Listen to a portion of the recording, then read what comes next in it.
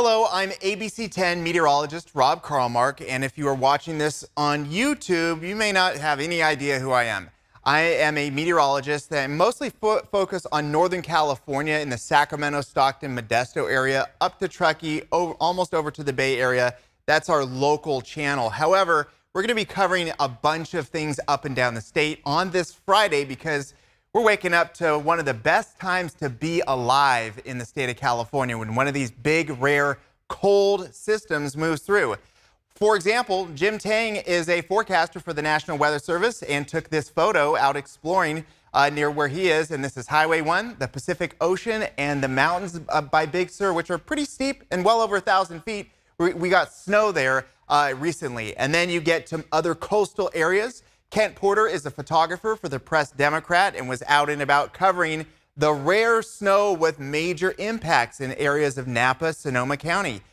One road there was basically impassable with the number of stuck vehicles, and a lot of people had to reverse and head down the hill or remain stuck in the overnight hours between Thursday and Friday because this is such an unusual, rare event that it's just not possible to monitor all the ins and outs and all the roads that were getting snow.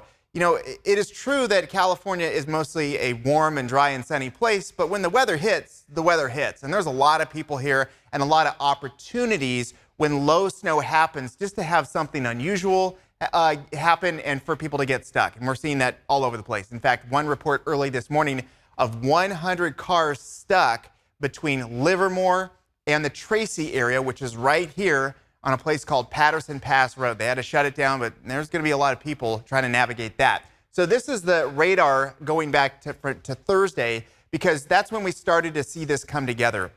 We had mountain snow, is generally pretty light, but heavy enough to close I-80, which is the main road between Sacramento and Reno, and one of the main arteries to get to Tahoe. And as of early Friday morning, it's still closed because of the low visibility and continued snow.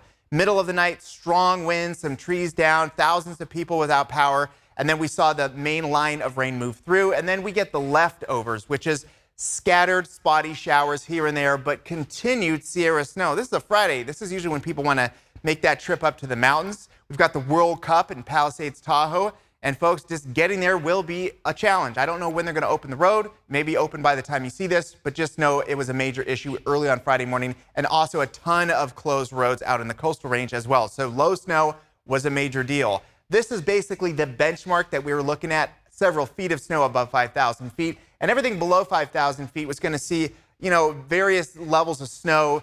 Some places near Nevada City, a foot of snow, and then also low snow potential, which more or less did happen at times, but not much accumulation below 2,000 feet.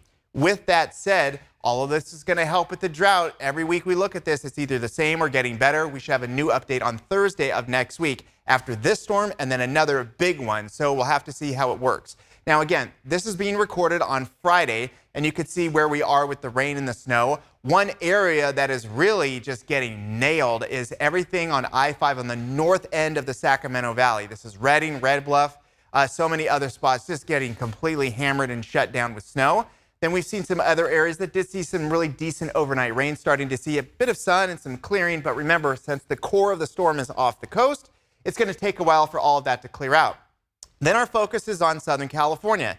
This is a major day of rain and definitely snow as the apex really just tees up and just nails the mountains of Southern California. An ongoing blizzard warning because it's snowing hard, along with some very strong winds. In fact, by early this morning, I-5 was closed. That's the Grapevine, the main way between the Central Valley and LA, closed to traffic because there was a big truck accident. And then also it's just snowing too hard. So they're rerouting people to go back to Bakersfield, over to Lancaster, and then around 14 to reconnect with everything in Southern California. Or you could take the 101, which is a long way around. First ever blizzard warning for the San Bernardino County Mountains, where Big Bear is, issued by the Weather Service in San Diego. So a lot of unusual, weird things are happening on this Friday. For the local forecast, if you're watching in the Sacramento area, it's going to be more or less clouds, cold temps, highs in the 50s with continued light spotty rain. Now we'll get a broader view, mostly Northern California, so you can see what the computer model's like going forward. The rest of your Friday is, again, going to be a mix of rain, some heavy at times, probably some embedded hail as well, and continued light to moderate snow through much of the rest of the day.